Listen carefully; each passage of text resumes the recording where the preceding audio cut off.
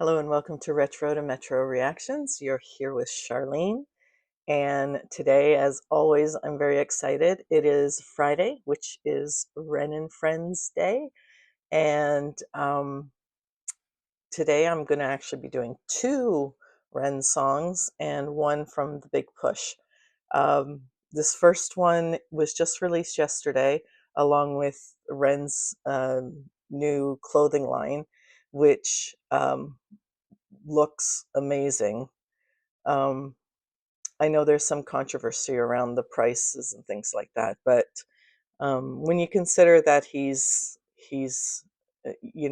not using children to make these clothes, and all the work he puts into it and his team puts into it, and the environmental issues that he takes into consideration, it's not going to be cheap. But he did say that he was going to have another round of like t-shirts and stuff that are just a little bit more on the affordable side. So yeah, but if those sneakers ever come back up, man, I'm getting some for sure. They were sold out already. So anyway, so today the very first song we're going to do is Sick Boy, Episode 1, The Flame of Prometheus. I'm not exactly sure what to expect, but I expect and know it will be good. So let's just dive right in and check it out. So the Sick Boy, Episode 1, The Flame of Prometheus. Ooh. I said it was very cinematic. It is.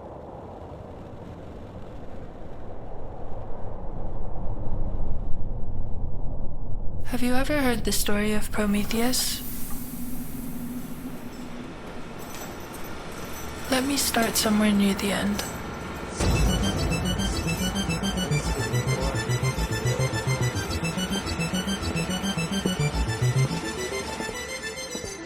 After the Great Collapse, the sick were rounded up like rabid stray dogs. Those who were strong enough were put to work in subterranean farms.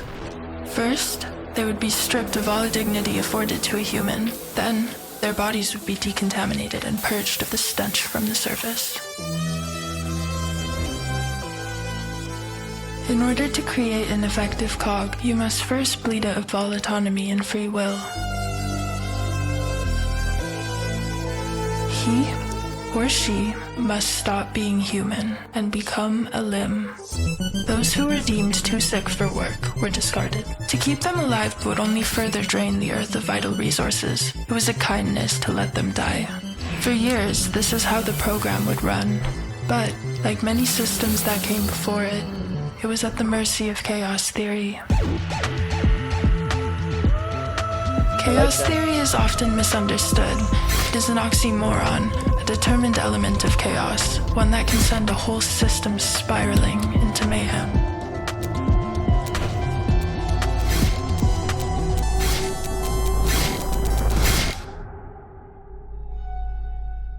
There was a prophecy.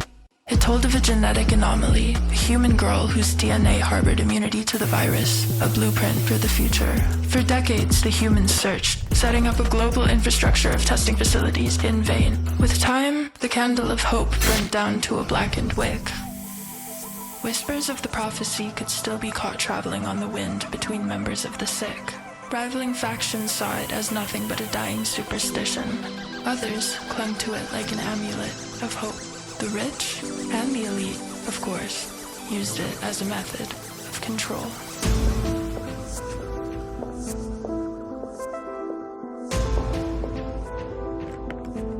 Wow, it's literally a mini movie. Desperation is a powerful drug. Above fear, above loyalty to the party, the Dominion understood this and used it to their advantage.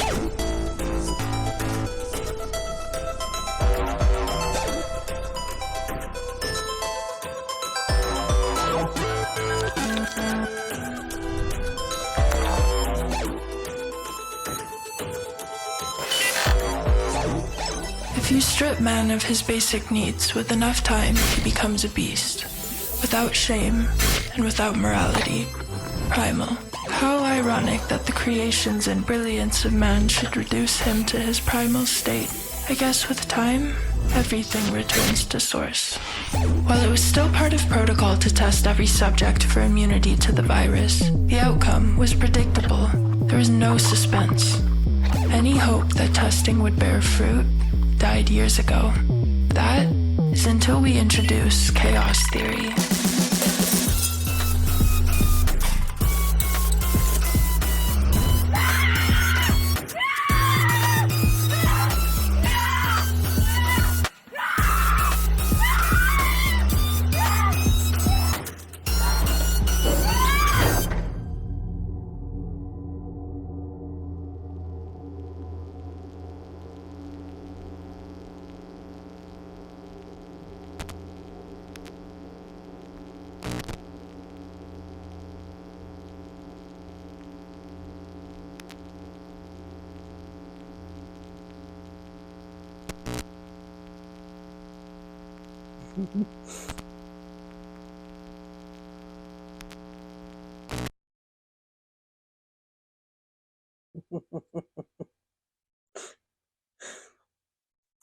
Okay.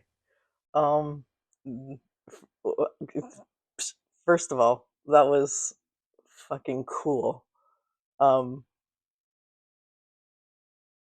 Second, it was a very, very fancy commercial for the brand.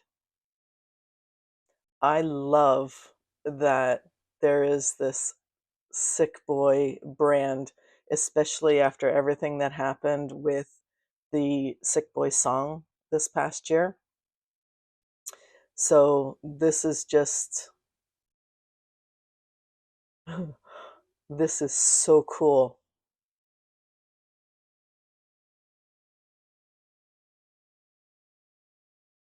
I'm dumbfounded. I'm speechless. Well, I'm not speechless. I can talk forever. Um, you know what it reminds me of? Most of you probably weren't old enough, but I think it was 84 when Apple first introduced Macintosh, and they put on this big um, production like this. It was like this mini movie to introduce the Macintosh, and people were stunned, like they couldn't believe what they were seeing, and it was very that same sort of feeling, like holy shit, wow, this is so cool. Um, okay, so there's going to be more episodes, I'm guessing, but how many? Or is this just going to be like an ongoing thing? If anybody knows or has the details, also who was the actress in that? That she was very good, and the voiceover as well. Was that Kit? The talking voice sounded a bit like the singing voice from Slaughterhouse, so that's why I wondered if it was also Kit. But anyways, that was really good, and it was just the story leading up to, I guess, Slaughterhouse,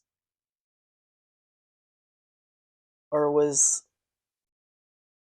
or yeah, is this the prequel or was Slaughterhouse the prequel? I don't know, but oh, it's so cool. Um, okay, let me know what you think in the comments. I really think the team went way above and beyond in producing this. Um, Honestly, it was a movie in and of itself. I loved it. You know, after all the Jenny and Screeches and all those type videos, we thought, you know, he really should do a movie of some kind. And it looks like that's what we're going to get in episodes. So, anyways, thank you very much for being here. Let me know what you think in the comments. And please don't forget to like and subscribe. I'll also put a link over to Ren's page. Please don't forget to like and subscribe. Visit that sickboy.com domain and check out the merchandise if there's any left. Yesterday when I checked, there were a couple of t-shirts left, but all I know is that the running shoes were gone. So anyways, please take care, and yeah, I'll catch you on the flip side. Take care.